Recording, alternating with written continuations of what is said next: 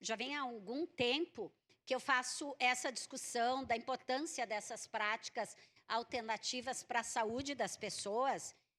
Eu, pessoalmente, faço uso delas e a importância, inclusive, na prevenção de doenças. Quando a gente fala que a atenção básica começa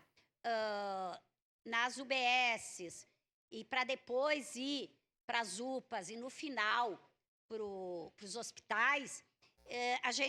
eu sempre gosto de ressaltar, né? Nós fizemos esse debate, que antes de ir para a UBS, ou mesmo na UBS, existem os procedimentos que curam e procedimentos que previnam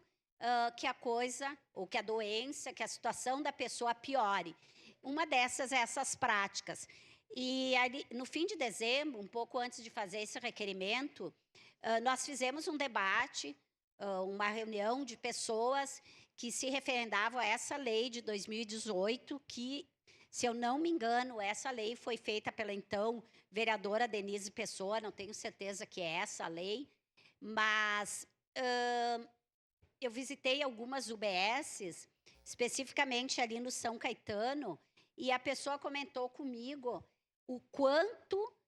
tinha fila e o quanto as pessoas iam para aquela prática da auricultura, da orelha, que são as sementinhas, ou também tem gente que bota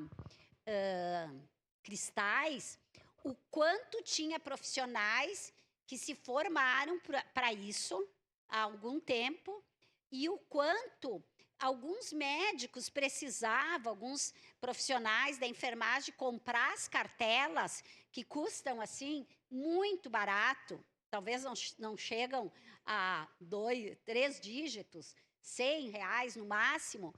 e porque não era fornecido pelo município. Também tem aquele relógio dos chás que mostram o quanto as pessoas que iam lá faziam esse atendimento, mas tem 29 dessas práticas previstas pelo SUS, que o SUS pode atender.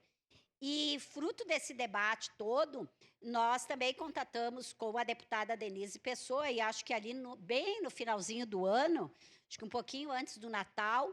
ela anunciou um repasse de R$700 mil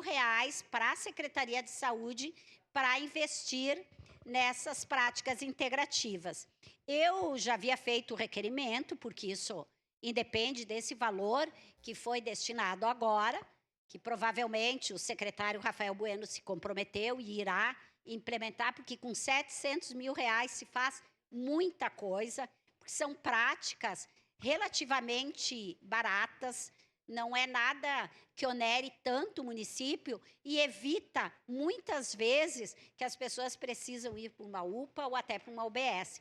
Então, nós queremos saber, né, o que tem sido feito, como está sendo implantada no SUS essas práticas, que